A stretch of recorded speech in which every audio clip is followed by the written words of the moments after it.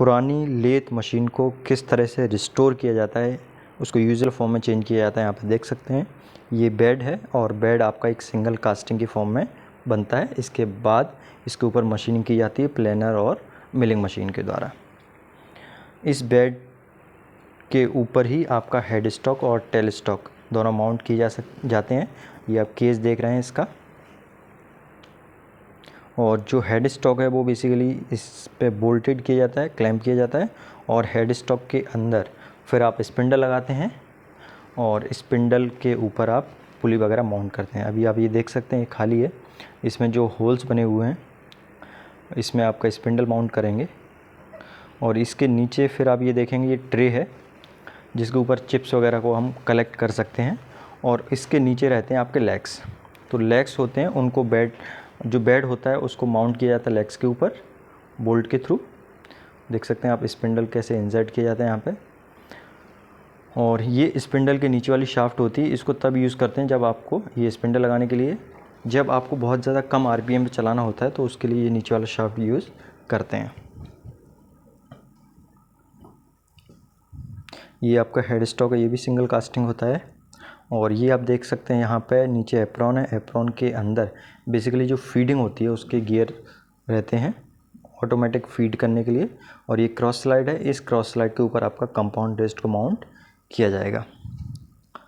तो cross slide cross feed के लिए और कंपाउंड रेस्ट होता है, उससे आप किसी एंगल पे कटिंग वगैरह परफॉर्म कर सकते हैं। ये पुरानी इस तरह से जंग लगी हुई मशीन्स आती हैं और इसके बाद इनके ऊपर मशीनिंग ऑपरेशन परफॉर्म किया जाता है, इसके ऊपर पेंट किया जाता है। जैसा भी कस्टमर का रिक्वायरमेंट होता है उस हिसाब से इनको दोबारा से सही करके और मार्केट में बेच दिया जाता है। और नई मशीन की कॉस्ट बहुत ज़्यादा होती है। इस तरह की मशीन को रिस्टोर करके बेचा जाता है, उसकी कॉस्ट करीब 50,000, 60,000, 70,000 इस तरह से बहुत आसानी से मिल जाते हैं। और ये फिर नई मशीन की तरह ही ऑलमोस्ट काम करती है। ये देख सकते हैं किस तरह से इनको रिस्टोर किया जा रहा है। ये पूरा मैकेनिज्म वगैरह गियर्स है, ये पुराने लग सकते हैं तो पुराने, अदरवाइज चेंज करके नया आपको लगाना पड़ता है। और फिर ये देख सकते हैं पेंट करके ये इस तरह से कन्वर्ट हो गया। अब ये आप नॉर्मल व्यक्ति देखेगा तो आपको नई मशीन की तरह ही नज़र आएगी। और ये मशीन को भी स्क्रैप, जो लेथ मशीन की स्क्रैप होती है उससे बनाया गया है। और देख सकते हैं बिल्कुल नया मशीन की तरह ही आपको नज़र आ रहा है। ये आपका पुलीज़ है डिफरेंट साइज़ की, जिससे आप आरपीएम को कम ज़्यादा कर सकते हैं। ये लीवर है, बेसिकली ये लीवर नीचे वाली जो शाफ्ट होती है उसको एंगेजमेंट डिसएंगेजमेंट के लिए यूज़ करते हैं।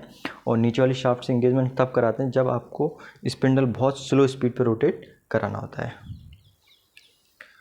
ये आपका थ्रेडिंग के लिए, एंगेजमेंट के लिए मैकेनिज्म है।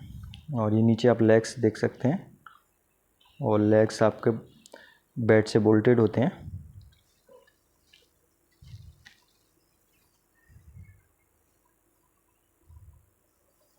इधर अहमदाबाद में, राजकोट में आपको इस तरह के बहुत सारे स्क्रैप वाले मिल जाएंगे जो कि इन मशीनों को चेंज करके नई मशीन में कन्वर्ट करके बेचते हैं।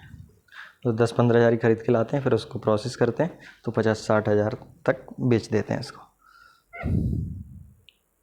ये नीचे आप लेग्स देख सकते हैं और लेग और बेड के बीच में ट्रे रहता है।